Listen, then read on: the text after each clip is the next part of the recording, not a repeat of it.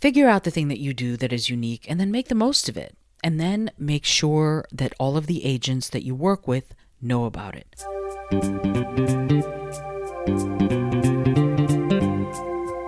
Hello and welcome to the Innovative Mindset Podcast. I'm your host, Isolde Trachtenberg. On the show, I interview peak performing innovators in the creative, social impact, and earth conservation spaces who are working to change the world. This episode is brought to you by Brain FM. Brain FM combines the best of music and neuroscience to help you relax, focus, meditate, and even sleep. I love it and have been using it to write, create, and do some of my deepest work. Because you're a listener of the show, you can get a free trial. Head over to brain.fm/innovative mindset to check it out. If you decide to subscribe, you can get 20% off with the coupon code Innovative Mindset, all one word. And now, let's get to the show.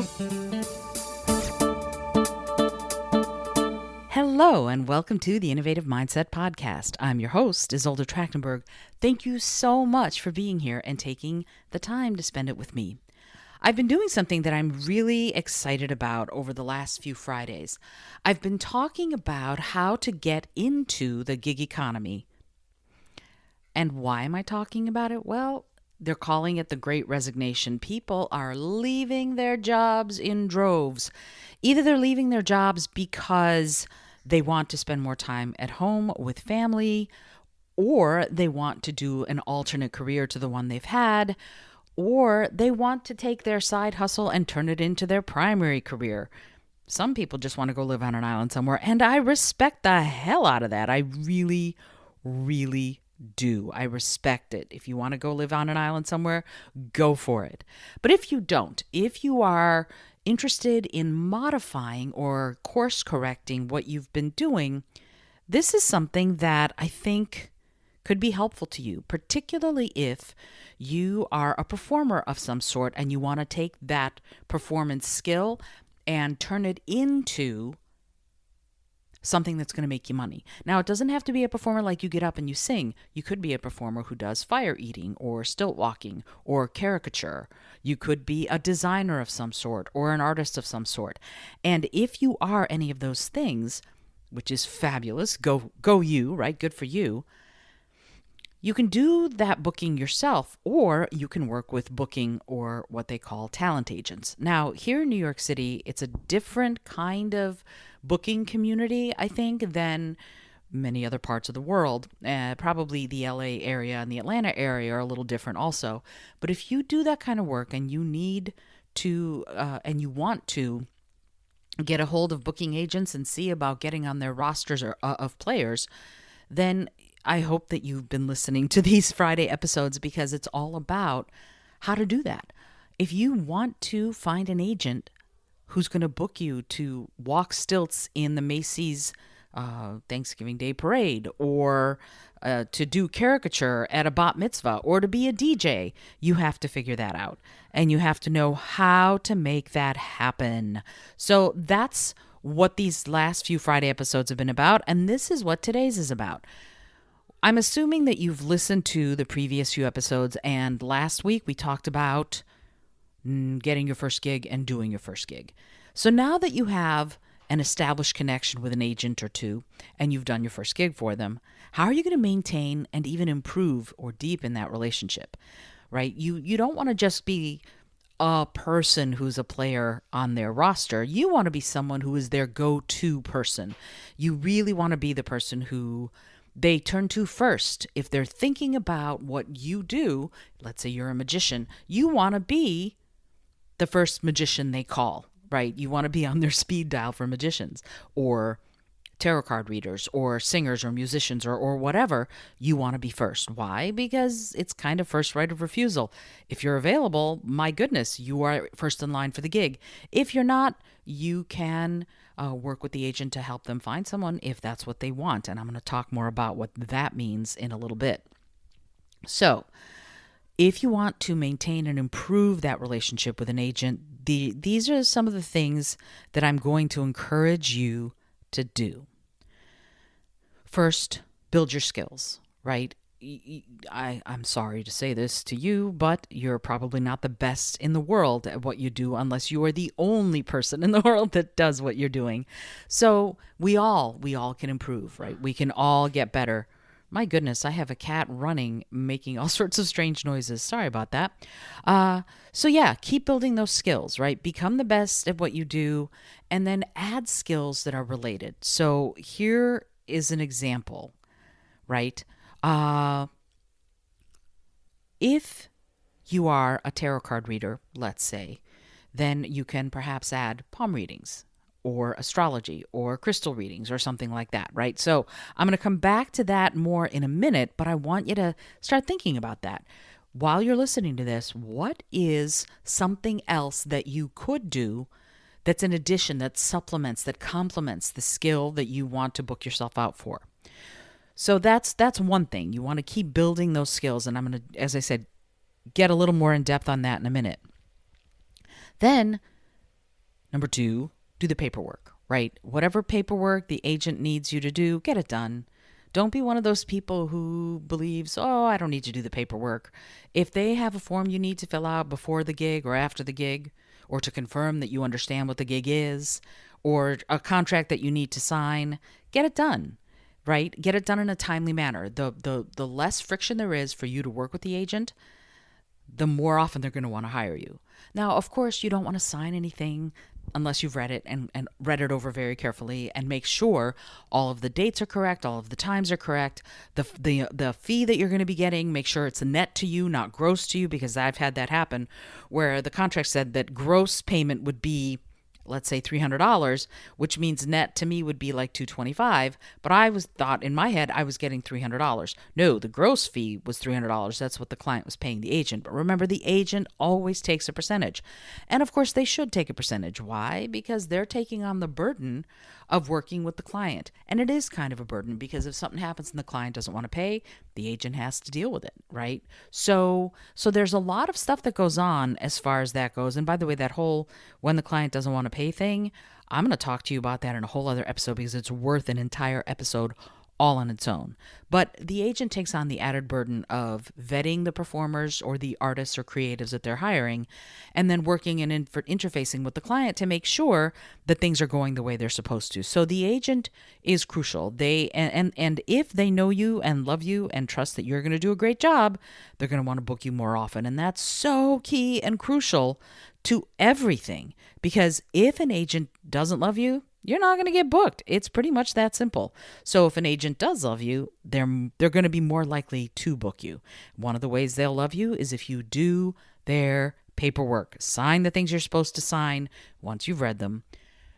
If there's pre-gig stuff to get done, get it done. If there's post-gig check-in to get done, get it done. And I like to do a post-gig check-in anyway. Why? Because it's important. It is important to do the post-gig check-in. It gives you a chance, once again, to remind the agent of who you are and that you did a great job for them, and to let them know that they can rest easy, that the gig went great and was taken care of, so that when they call the client, they can go, hey, I heard the gig was great. I'm so glad.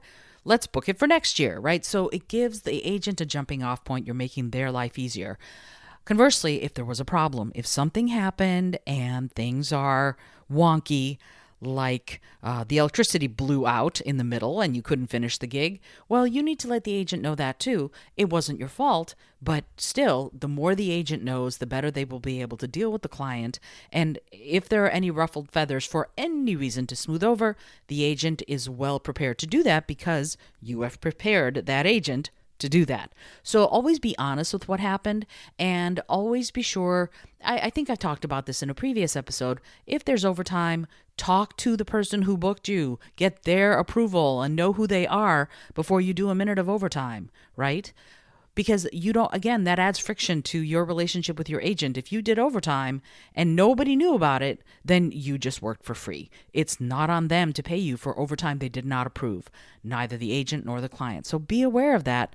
And again, make this as easy as possible for the agent. The easier a time the agent has working with you, the more often they're going to call you. Okay, so please be aware of that. Next, number 3, be extremely professional before, during, and after any gig. Work with the clients in the spirit of cooperation and giving them even more than they dreamed of, right? Make it so that they are deliriously happy with the work that you did, because then, A, They will likely book you for following gigs if what you do is appropriate to the kinds of things they book. B, they're going to tell their friends, right? That's one of the things that I gently remind clients of. Hey, I do this at bridal showers and at other parties other than just Halloween parties. If you ever have a bridal shower or a company party that you need a tarot card reader for that's going to have the audience loving what they hear, keep me in mind, call my agent, here's their card. Always give the agent that books you card. It's not your card you give out. If an agent books you for a gig, you are there as the representative of that agency. You are not there as the representative of yourself. And I've had people try and go, "What? We don't have to call the agent for this. You're right here." Be extremely, extremely full of integrity on this. If an agent books you for the job, it is through the agency. And the contracts typically have 18 months or 3 years. So if the client comes back to you the following year and says, I want to book you without calling the agent, if it hasn't been 3 years, don't even think about it. Even if it has been 3 years, frankly, I still call the agent. Why? Because they got me the initial gig. And the extra money I would make without the agent's commission isn't worth marring my relationship with that agent. They're people. Many of these folks have become good friends of mine. I don't want to screw them over. I want to keep working with these people for the rest of the time they are working and for the rest of the time I am working. So an agent does a lovely job of doing all the admin for me, except for the paperwork they need me to fill out. I'm super grateful for that. So there is, I would never dream of going, oh, yeah, let's, I don't even know what the words would be. Let's leave the agent out of it. Yeah. No. Don't leave the agent out of it. They booked you for the gig. Work through them for that gig. They deserve that commission because they booked you for it. That's it. And can you ask for a raise the following year? Sure. You can negotiate something different. Every time you sign a new contract, you can negotiate something different. And then the agent will have to negotiate with the client. And if the client goes, no, I'm not paying a penny more, then you may no longer be the right person for that gig. Feel free to pass it along to someone else. And we're going to talk about that, how to pass it along to other people in a little bit. All right. So going back to the skills, like I said, when you develop new skills, you got to let all the agents that you're working with know whenever you've added a new skill to your repertoire. If you do something timely, for example, if you play Irish music in January is a perfect time to start letting those agents know that they can book you for St. Patrick's Day gigs, right? If you read tarot cards, Halloween is perfect, or bridal showers or Mardi Gras themes, right? So a few months before, Mardi Gras is usually in February, right? So I would say in December is the perfect time to let agents know, hey, I've added palm reading to my skill set. So if you're going to have any Mardi Gras themed gigs, I'm there. Oh, and by the way, I also come with my own purple, green, and gold costume, right? You can feel free to say that, provided, of course, that you have it. So if you say this kind of stuff to an agent, they can file it away. It's better to have photographs and video of yourself doing it in costuming or whatever, but you can always say that and they can always keep it top of mind. If you do Uncle Sam for July 4th, if you have an Uncle Sam costume, if you have a Santa costume and you'd make a good Santa, that's Christmas season, that whole thing would be great. If you do singing telegrams in a heart-shaped costume for Valentine's Day, again, a couple months before, that's when people are booking their Valentine's Day events. Contact agents and go, hey, I have this new heart-shaped costume that I can do singing telegrams in for Valentine's Day. You might be one of the only ones who can do something like that, and boy, will you be busy on February 14th.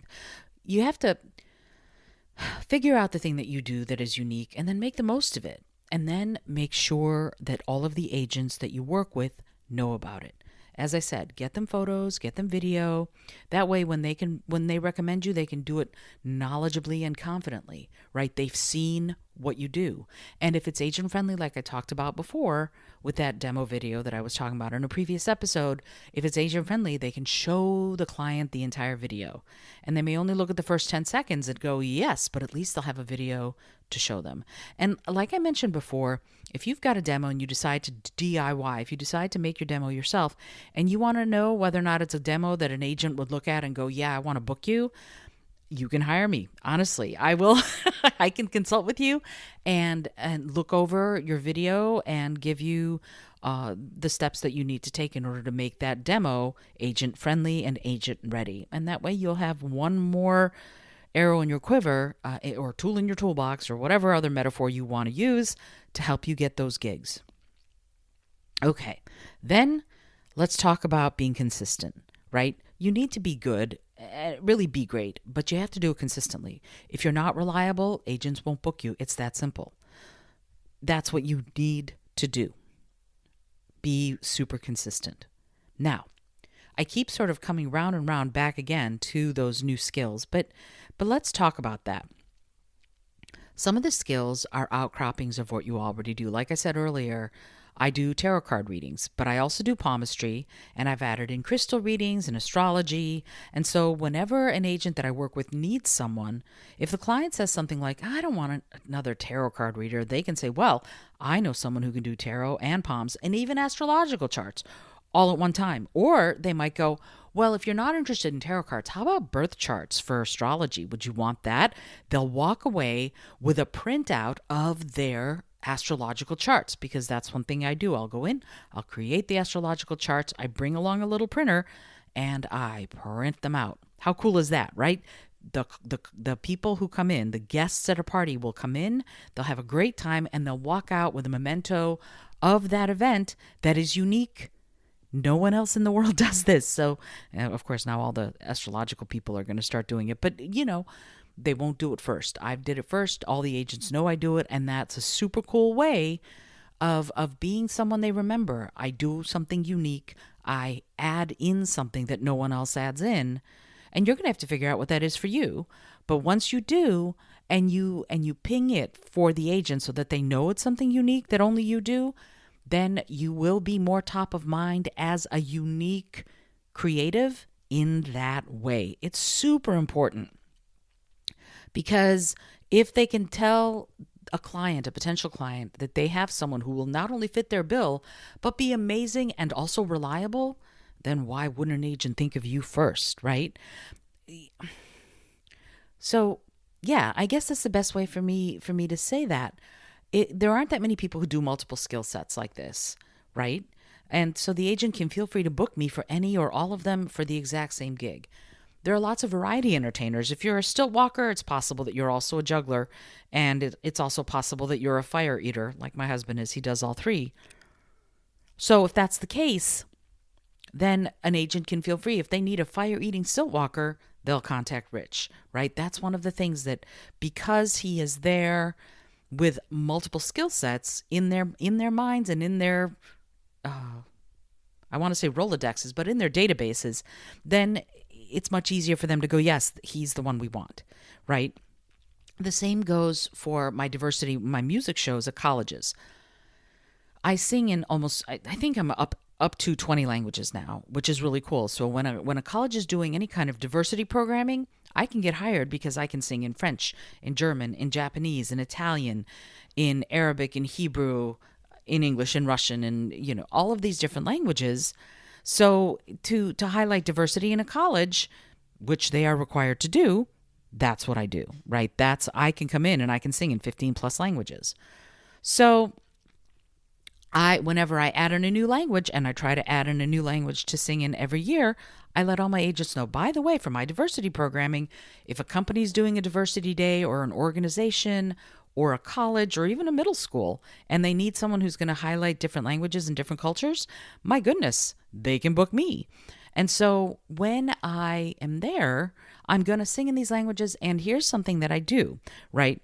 I find native speakers of the new languages that I'm adding in, and I sing the songs that I'm going to be singing those languages to them to make sure that my pronunciation is spot on. I don't want to sing or speak in a language to potentially native speakers if I am not going to be doggone perfect. And sometimes, interestingly, no matter what I do, I can't be perfect enough. So let me give you an example. There's this lovely lullaby called Tick Tick Tick, and it is in Arabic. And I was singing it in Arabic for a bunch of people, some of whom were for Egypt.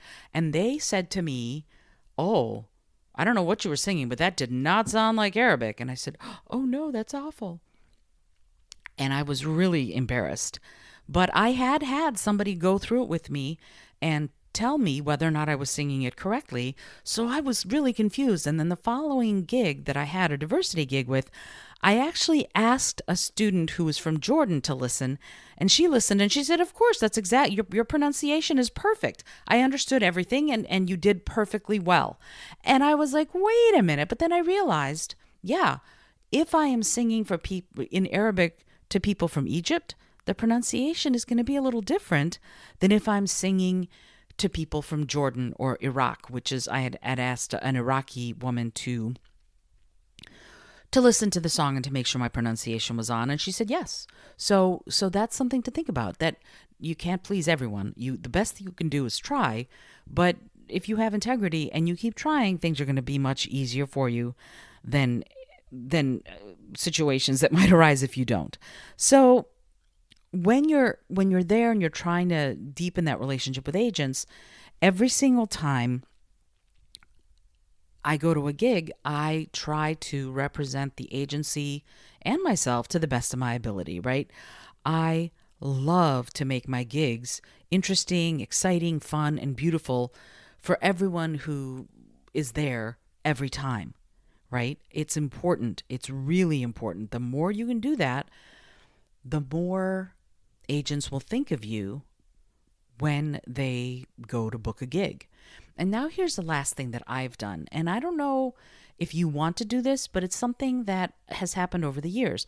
Because I am such a fan of madrigals, singing in other languages, ancient music, traditional music, several of the agents that I work with, I am their go-to person for any of those gigs, right? So if they need someone to sing medieval chant, they come to me first. And if I can do the gig, I would love to take a gig doing medieval chant.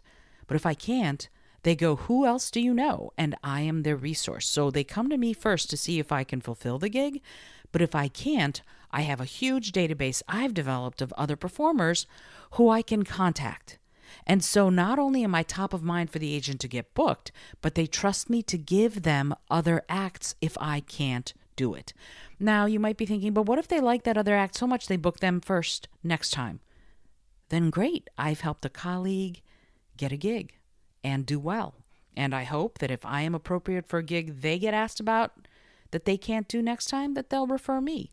That is a beautiful symbiotic relationship, both with the agents and your colleagues. So the more you can be in the world of what you do, the more you will meet other people. And then as you can say to agents, "Well, I can't do this gig, but I know someone else who can." For example, St. Patrick's Day, I do Irish music, and agents would love to book me for, I've had 3-4 gigs in one St. Patrick's Day, March 17th, which gets really busy if you're going and, setting up all your gig wear, then performing, then striking it, then going to the next place, then setting it up and striking it. It's crazy. So I try to do no more than 2 relatively close together on St. Patrick's Day. But there are a lot of events on St. Patrick's Day, so I have a list of a bunch of different bands and singers that I can call on if I get a bunch of bookings for St. Patrick's Day. I'll go, "I can't, but here's a person, here's a person, here's a person." And I'm going to talk about this more because it is... I'm probably going to do another whole episode on it because it becomes a little confusing as far as, do you take, for example, a percentage? It depends, right? Depending on how much negotiating I have to do on behalf of this other band, I might take a percentage, I might not. So in other words, you sort of become a contracting agent yourself. So that adds another layer to it, and it's a little challenging. So I'm going to probably devote an entire episode to this, but I hope that you have gotten something out of this, how to deepen your relationship with agents. Really, the best thing to remember is that they are people and they can be your friends. It's a business relationship and it's going to remain a business relationship probably first and foremost, but they are also people and treat them accordingly, right? They are usually wonderful, amazing, incredible people, and it's really a delight to work with them for me. I don't want to do all the admin that an agent does. I don't want to do it at all. Negotiating contracts and fees and doing all of the phone calling and everything, that makes me want to tear my hair out. So if I have someone in my life who's willing to do that and they take a cut of what I would otherwise make, I love it. I'm totally willing and happy to do that. Alrighty, I hope you've enjoyed today's episode. This is Isolde Trachtenberg. If you have questions on any of this, get in touch with me. I'd love to hear about it. And if you're liking the show, I would love it. It would mean the world to me if you'd leave a review on Apple Podcasts or on Spotify. Give me those stars. Spotify now lets you get stars for if you like a podcast or not. Alrighty, talk to you soon. And as always, I remind you to be bold, be creative, and most of all, be kind.